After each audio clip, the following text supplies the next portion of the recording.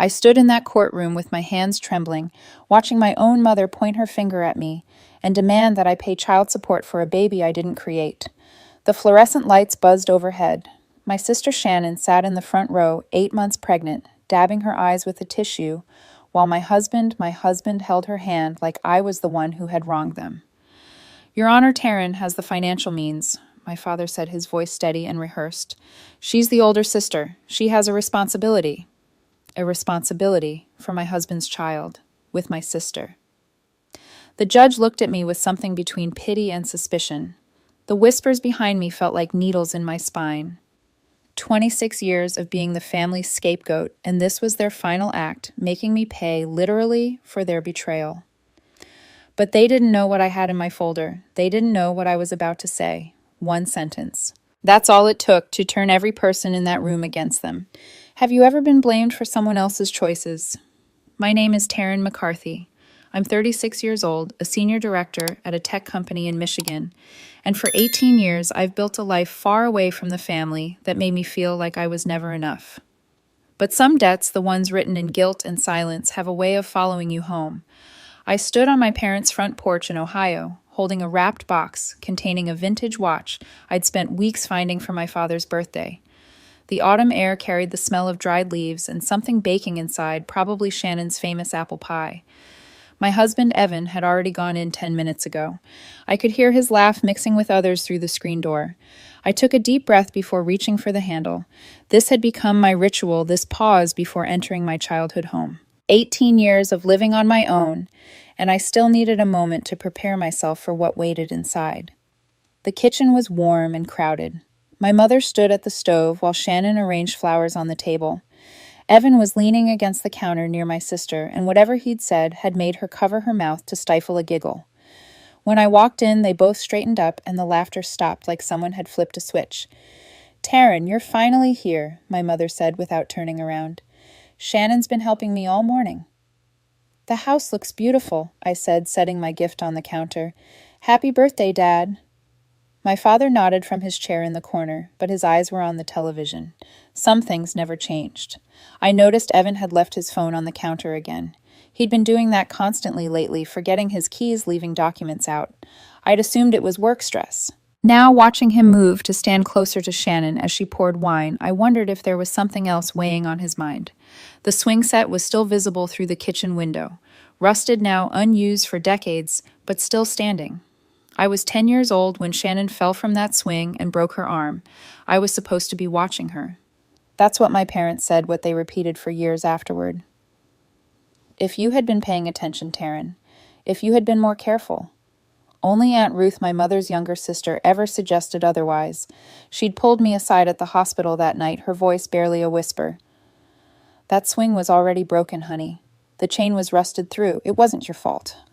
But Aunt Ruth lived 3 states away, and her words couldn't compete with my mother's daily reminders of my failure. From that day forward, everything I had was supposed to be shared with Shannon.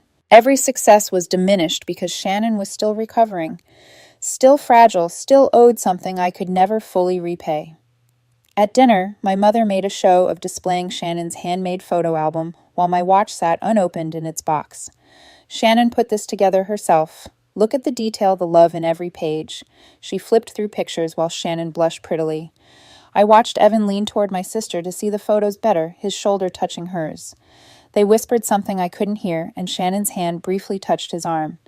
When I looked directly at them, they separated quickly, both suddenly fascinated by their plates. "Evan, you should spend more time with Shannon," my mother announced, as if reading from a script. "She's been so lonely since her last relationship ended. You're like family." That night, I couldn't sleep. I went downstairs for water and heard voices in the dark living room. I stopped in the hallway, hidden by shadows. "You need to be more careful," Shannon was saying. "She's not stupid." Evan's voice was low, casual. "She trusts me. That's her problem." I stepped into the room. They were sitting on opposite ends of the couch, the television playing on mute, pretending they'd been watching it all along. The next morning, I paused outside the kitchen, my bag already packed. My mother's voice drifted through the crack in the door, speaking to Shannon in that conspiratorial tone I remembered from childhood. "Just let her keep thinking everything is her fault. Like always. It's easier that way for all of us." I didn't cry. Something had shifted inside me overnight.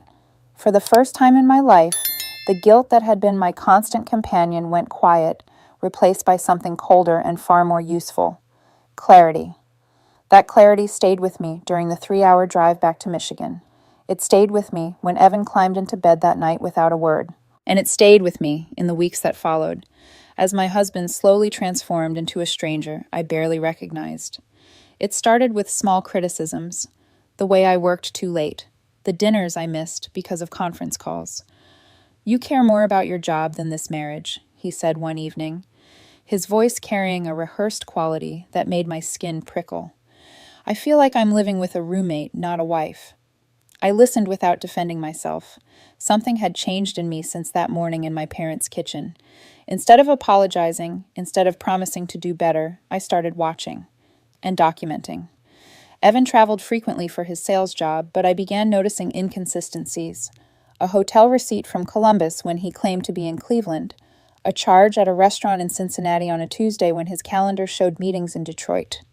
He started taking phone calls outside, pacing the backyard in the dark, his voice too low to hear through the glass. I created a folder on my laptop, password protected, and began saving everything. Credit card statements, screenshots of his calendar, notes about the nights he came home smelling like unfamiliar soap. My finance background had taught me the value of documentation of building a case before making any moves. So I built my case in silence. 2 months after my father's birthday, Shannon called me crying. I was at my desk when her number appeared and I almost didn't answer, but old habits die hard and the guilt that had governed my life for 26 years made me pick up the phone. "Taryn, I'm pregnant," she sobbed. 4 months. I didn't know how to tell anyone. 4 months.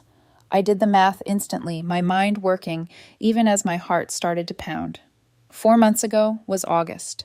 Evan had taken 3 business trips in August, all supposedly to the same client in Cincinnati. "Who's the father?" I asked, keeping my voice neutral. "He left me," Shannon wailed. "He said he couldn't be tied down. I'm all alone, Taryn. I don't know what to do." She didn't answer my question. I noticed that. My mother called within the hour as if she'd been waiting by the phone for Shannon to deliver the news. "Your sister needs help. You have the money, Taryn. You have the good job. She has nothing." What about the father? Shouldn't he be responsible? "He's gone. Disappeared. Shannon is devastated." My mother's voice hardened. "You're the older sister. You have a responsibility." There was that word again. Responsibility. The weight I'd carried since I was 10 years old. I told her I needed time to think. What I really needed was more information. 3 weeks later, my parents arrived at my door in Michigan without warning. I came home from work to find them sitting in my living room with Evan papers spread across the coffee table. "What is this?" I asked, still holding my briefcase. "We need you to sign these," my mother said, sliding a document toward me. "It's a commitment to help Shannon financially through the pregnancy and after. Child support, essentially, until she gets back on her feet." I looked at Evan, expecting him to be as confused as I was. Instead, he nodded encouragingly. "It's the right thing to do, Taryn. Family has to stick together." "You owe her," my mother added, and there it was, the familiar blade she'd been sharpening for 26 years. If you had watched her properly that day on the swing, her life might have been different. She's always struggled because of what happened. This is your chance to make it right. I looked at the 3 of them, united against me in my own home. My husband, my parents, all agreeing that I should pay for my sister's mysterious pregnancy. The trap was so obvious now that I could see it clearly, but they didn't know that. They saw only what they'd always seen: guilty. Taryn responsible. Taryn, who would do anything to earn forgiveness for a sin she'd been told she committed as a child. "I need to review this with my accountant," I said. "I'll let you know." That night, after my parents left for their hotel and Evan went to take one of his private phone calls in the backyard, I saw his phone on the kitchen counter. A notification lit up the screen. Shannon's name followed by a heart emoji and the beginning of a message. "I can't wait until we can finally." My hands were steady as I picked up the phone. His password was our anniversary, the same one he'd used for years. He'd never thought to change it because he'd never thought I would look. I found everything. 2 years of messages between my husband and my sister. Love declarations, plans, details about how they would split my assets after the divorce, how Shannon would get child support from me because Taryn has more money than she knows what to do with. And then the message that stopped my breath, Evan writing, "Our baby will have everything, I promise. Our baby." I screenshotted every conversation, every plan, every betrayal. I emailed them to myself, then deleted the sent messages from his phone. My hands trembled as I worked, but my mind was ice cold. That night, I called a divorce attorney and scheduled a consultation for the following morning. Then I called Aunt Ruth, the only person who had ever told me the truth about that broken swing. "I need your help," I said when she answered. "And I need you to keep a secret." 1 week later, Evan handed me divorce papers with a smug expression. He was asking for half of everything, claiming I had hidden income and emotionally abandoned him. He thought he was ambushing me. He had no idea I'd been preparing for war. The mediation hearing was held in a gray government building in downtown Ohio. I had agreed to have it there close to my family because I wanted them comfortable. I wanted them confident. Confident people make mistakes. I arrived early with my attorney, a woman named Patricia, who specialized in complex divorce cases. She had reviewed my evidence folder 3 times and called it one of the most thorough collections she had ever seen. "Your finance background shows," she told me. "Most people come to me with suspicions. You came with a prosecution." Evan walked in with Shannon at his side, her belly round and prominent at 8 months pregnant. My parents followed close behind, my mother's chin lifted with righteous certainty. They sat across from me, like a wall of accusation, 4 people united in the belief that I was the villain of this story. The mediator, a tired-looking man in his 60s, opened the proceedings by inviting each party to make an initial statement. Evan went first. "Taryn was never present in our marriage," he said, his voice cracking with practiced emotion. "She worked constantly. She refused to have children. She made me feel invisible in my own home.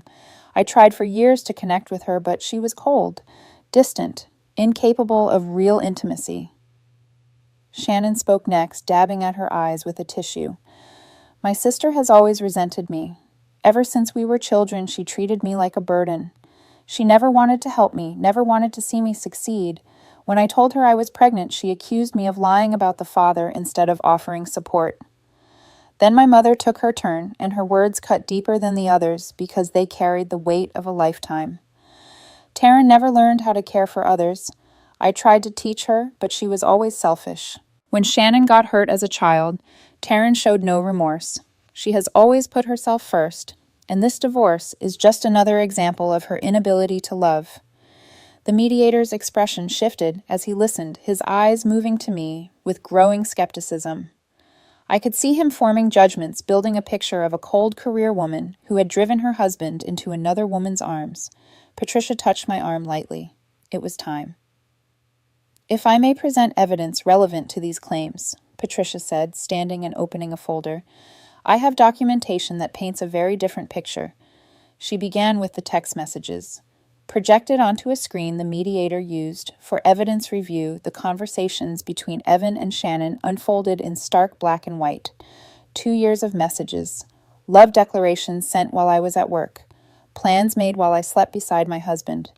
And then the message that made the room go silent. Evan writing to Shannon, "Our baby will have everything. I promise you." Shannon's crying became real now, not performed. Evan's face went pale, then gray. Patricia continued with hotel receipts showing Evan and Shannon checked in together in Cincinnati, Columbus, and Indianapolis over the past 2 years. She presented bank statements documenting transfers from Evan to Shannon totaling over $12,000. She laid out a timeline that proved Shannon's pregnancy coincided exactly with Evan's supposed business trips. "This was not a case of a neglected husband seeking comfort," Patricia said. "This was a coordinated effort to deceive my client, extract her assets through divorce, and force her to provide financial support for a child fathered by her own husband with her own sister." My mother started to speak, but the mediator raised his hand for silence. His skepticism had transformed into something else. Disgust, maybe, or disbelief that people could be capable of such calculated betrayal. Then Aunt Ruth walked in. I had called her the same night I discovered the messages, and she had agreed without hesitation. "I should have spoken up years ago," she told me on the phone. I won't stay silent anymore. She took the witness seat with quiet dignity, a woman in her 60s with kind eyes and steady hands. She looked at my mother, her own sister, and did not flinch. For 26 years, I watched this family blame Taryn for everything, Aunt Ruth began. It started with a swing set accident when she was 10 years old. Shannon fell and broke her arm, and my sister needed someone to blame. But I was there that day. I saw the swing before Shannon touched it. The chain was rusted through. It was broken before Taryn ever let Shannon near it. My mother rose from her seat. That's a lie. Ruth, how dare you? I told you the truth that night at the hospital. Aunt Ruth continued, her voice rising over my mother's protest. I told you the swing was defective, that Taryn wasn't responsible. But you wanted a reason to make Shannon the priority. You wanted Taryn to feel guilty, so she would spend her whole life making it up to her sister. The mediator called for order. My mother sat down, trembling with rage, but Ruth wasn't finished. Taryn is the most honest, responsible person in this family. What you've heard today from her parents is the same pattern of lies I've watched them tell her whole life. They have spent decades breaking down this woman, and I will not sit by and watch them do it in a court of law. The room fell silent. Even Shannon had stopped crying, staring at her aunt with something like shock. During the recess, I walked to the hallway for air. Shannon followed me, her hands resting on her swollen belly. Taryn. Her voice was small, younger than her 30 years. I'm sorry. I didn't want it to be like this. Mom always said you owed me. She said it so many times that I believed her. I thought I deserved what you had. And I looked at my sister, really looked at her, and saw something I had never let myself see before. A woman who had been shaped by the same mother, twisted by different lies. You're not my victim, Shannon, I said quietly. But maybe you're a victim too. I walked away before she could respond. The mediator announced the hearing would reconvene in 2 weeks for final recommendations. As I stepped out of the courthouse into the afternoon sun, my phone buzzed. A text from my company's CEO. Congratulations on the VP promotion. We'll announce Monday. For the first time in months, I smiled. That smile carried me through the next 2 weeks, through the final mediation session, and into the courtroom where my marriage officially ended. The judge's ruling was decisive. Evan's claim for 50% of our assets was rejected entirely. The evidence of his infidelity, combined with the documented financial transfers to Shannon and the proof that their affair had been ongoing for 2 years, destroyed any credibility he might have had. The judge noted that Evan had contributed minimally to our shared finances throughout our marriage, while I had been the primary earner. He walked away with only what he had personally brought into the relationship, which amounted to almost nothing. But the consequences did not stop there. During the divorce proceedings, my attorney Patricia had subpoenaed Evan's company expense records to verify his claimed income. What she found instead was a trail of fraudulent expense reports. Those business trips to Cincinnati, Columbus, and Indianapolis had been billed to his employer as client meetings. In reality, he had been using company funds to pay for hotel rooms where he met my sister. His employer launched an internal investigation. Within a month of our divorce being finalized, Evan was terminated. I heard through mutual acquaintances that he had moved back to his parents' house in Pennsylvania unemployed and facing potential legal action for expense fraud. The man who had stood in that mediation room, accusing me of being cold and distant, was now living in his childhood bedroom, his reputation destroyed by his own choices. Shannon's consequences came more slowly, but they cut deeper. She gave birth to a baby girl in late January alone in the hospital. Evan refused to be present, refused to acknowledge the child, refused to offer any support without a court order forcing his hand. The man who had promised that their baby would have everything had vanished the moment things became difficult. Shannon was forced to file a paternity suit, a public legal action that confirmed for everyone in our small Ohio community what had really happened. Neighbors who had known our family for decades began to whisper. Relatives who had always adored sweet, fragile Shannon started keeping their distance. The golden child discovered that her pedestal had been built on my shoulders, and without me holding it up, there was nothing left to stand on. She remained in our parents' house, but the house itself was no longer secure, because the truth about our family finances had finally come to light. For 10 years, I had been quietly paying my parents' mortgage. I had covered their health insurance, their property taxes, their car payments. I never mentioned it, never asked for acknowledgement, because I believed that was what a good daughter did. I believed I owed them something for the childhood guilt they had convinced me to carry. The month after my divorce was finalized, I stopped all payments. The first missed mortgage payment triggered a call from my mother, her voice shaking with a mixture of anger and desperation. "Taryn, there's been some mistake with the bank. They're saying we're behind on the house." "There's no mistake," I said. "I've been paying your mortgage for a decade. I'm not paying it anymore." The silence on the other end lasted so long I thought she had hung up. Then came the tears, the apologies, the promises that things would be different. But even through her sobs, even through her declarations of regret, her first real question was always the same. "Can you send money this month just until we figure things out?" I said no. I kept saying no.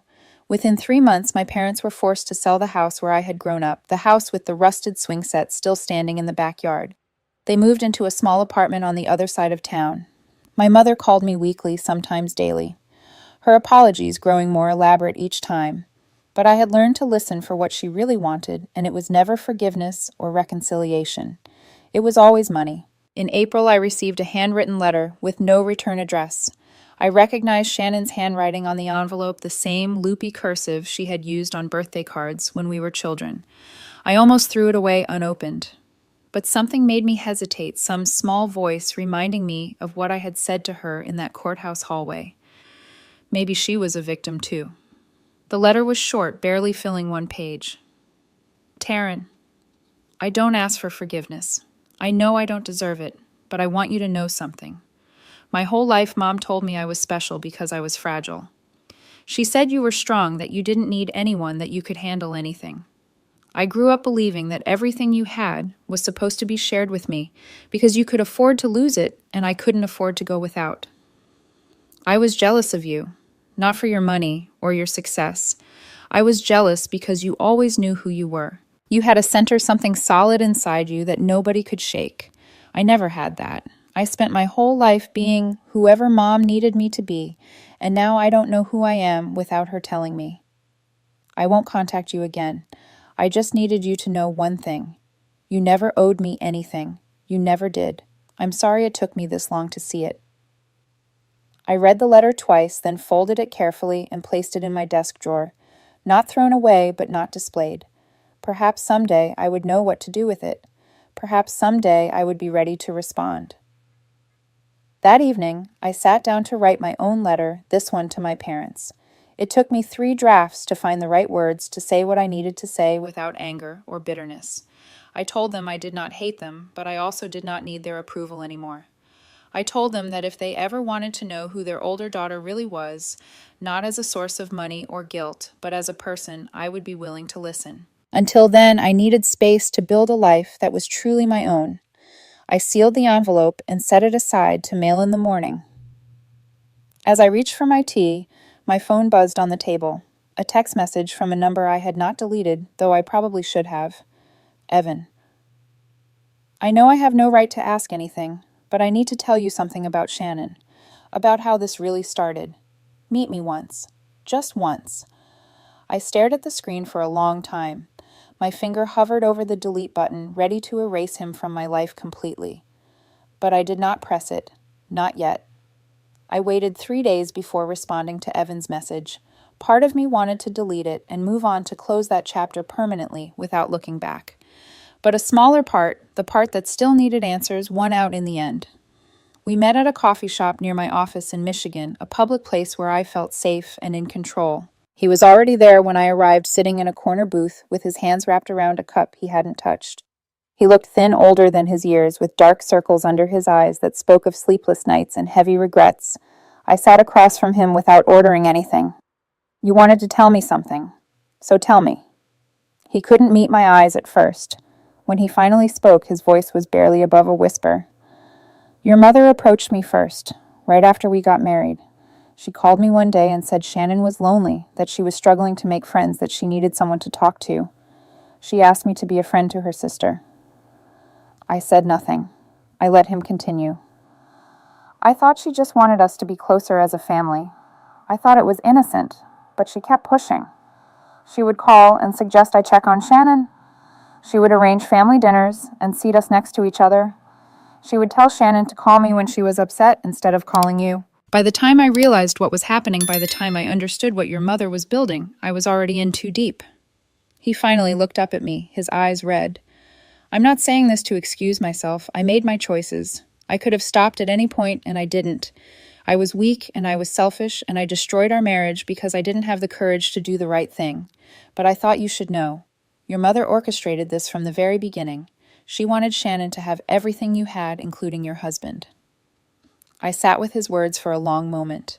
They confirmed what I had suspected ever since I heard my mother's voice through that kitchen door, ever since Aunt Ruth testified about the lies that had shaped my childhood.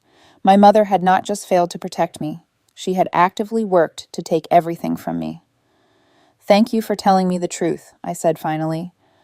But you were an adult, Evan. You had choices every single day. And every single day you chose to betray me. He nodded, tears sliding down his cheeks. I know I did.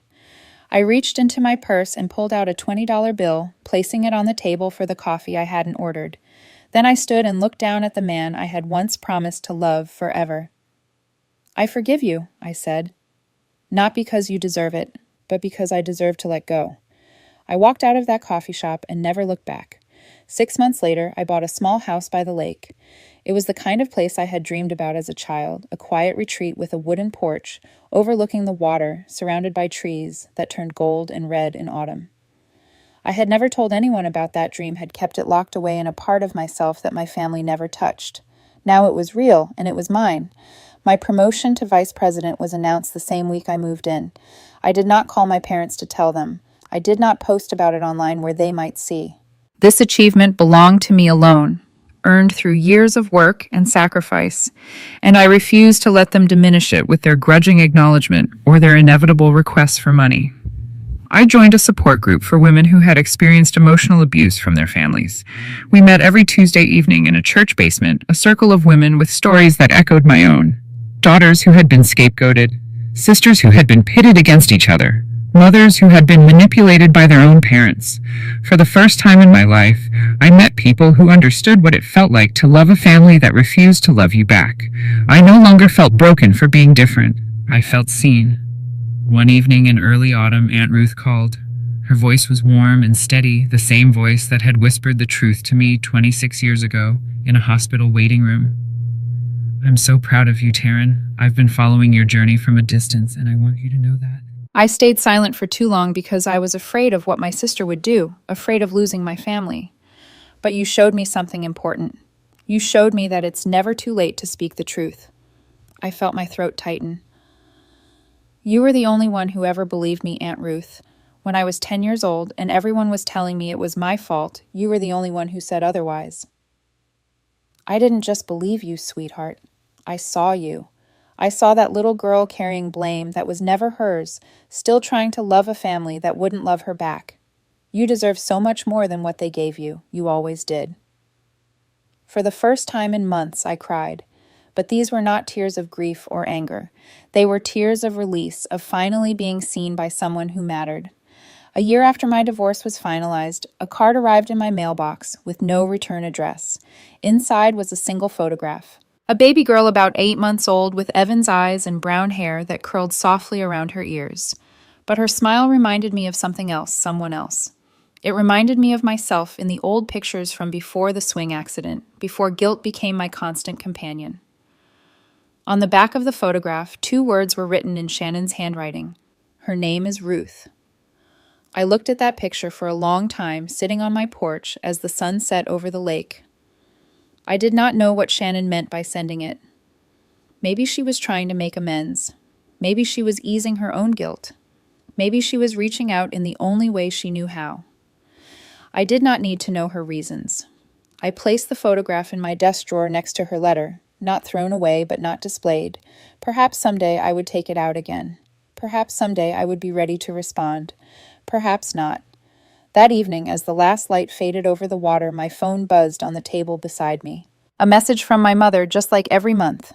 I glanced at the screen for 1 second, saw the preview of her words, and set the phone back down beside my tea. For the first time in 36 years, I felt no urge to answer, no guilt, no anger, no obligation, just the quiet peace of a woman who finally understood a simple truth: I never owed anyone my happiness, and I never will again. Taryn's story reminds us of something we often forget in the chaos of family obligations and inherited guilt. We do not owe anyone our peace. We do not owe anyone our happiness. And we certainly do not owe anyone a debt that was never ours to carry in the first place. For 26 years, Taryn believed she was responsible for her sister's pain. She believed that one moment on a broken swing had defined her worth as a daughter, as a sister, as a person. Her family reinforced that belief every single day, using her guilt as a tool to extract her money, her time, her energy, and eventually, even her husband. They built an entire system around her shame, and she spent decades trying to pay off a debt that never existed. But here is the truth that Taryn discovered. The people who truly love us do not keep score. They do not remind us of our failures every time they need something. They do not manipulate us into believing we owe them our entire lives because of a single childhood mistake. Real love does not come with conditions. Real love does not demand sacrifice in exchange for affection. Taryn's mother spent decades building a narrative that served her favorite daughter. She twisted the truth about a broken swing to create a lifetime of obligation. She planted seeds of guilt in Taryn's heart when she was just 10 years old, and she watered those seeds every single day for 26 years. But she did not stop there. She encouraged her son-in-law to get close to Shannon. She created opportunities for them to be alone. She orchestrated a betrayal that was years in the making, all because she believed that Taryn's success belonged to the whole family rather than to the woman who earned it. Think about that. A mother who would rather destroy her daughter's marriage than allow her to keep what she had rightfully built. A mother who saw her child's hard work not as something to celebrate, but as something to redistribute to the child she favored more. This is what toxic family dynamics look like. Not always loud and obvious, but quiet and insidious. A comment here, a guilt trip there. A lifetime of being told you must do more, give more, be more, just to deserve a place at the table. But Taryn refused to accept that narrative any longer. She gathered her evidence. She found her voice. She stood in that courtroom, surrounded by people who had spent her entire life telling her she was wrong, and she spoke her truth. And when she did, everything changed. Not because she was cruel or vindictive, but because she finally believed that she deserved better. The most powerful moment in Taryn's journey was not the courtroom revelation. It was not watching Evan's face go pale or Shannon crying real tears. It was much quieter than that. It was Taryn sitting on her porch, the porch of the lakeside home she had always dreamed of owning. It was the sunset painting the water in shades of gold. It was her phone buzzing with another message from her mother, and Taryn feeling nothing. No guilt, no obligation, no desperate need to respond and make everyone happy at her own expense. That peace, that freedom, that quiet knowing that she no longer owed anyone her happiness. That was her true victory. Some of you watching today know exactly what Taryn felt. You know what it means to be the family scapegoat, the responsible one, the one who is always expected to give more, forgive more, sacrifice more. You know the exhaustion of loving people who take and take without ever giving anything back.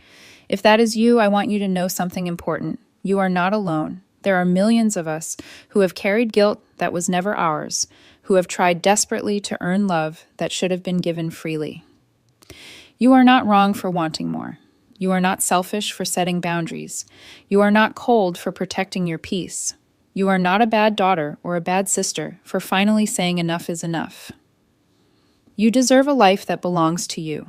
You deserve to be loved without conditions, without scorecards, without the constant reminder of everything you supposedly owe. If this story touched your heart, I would love to hear from you. Leave a comment below and tell me what part of Taryn's journey resonated most with you. Have you ever had to set boundaries with family members who made you feel guilty? Have you ever discovered that the debt you thought you owed was never real? Have you found your own moment of peace when you finally let go? Your stories matter. Your experiences matter. And this community we are building together matters more than you know. If you have not already, please subscribe to this channel and turn on notifications so you never miss a new story. Every subscription helps us reach more people who need to hear these messages. Thank you for listening today. Thank you for being part of this community. And remember, no matter what anyone has told you, no matter what guilt you have carried, you never owe anyone your happiness. You never did, and you never will. Until next time, take care of yourselves. You deserve it.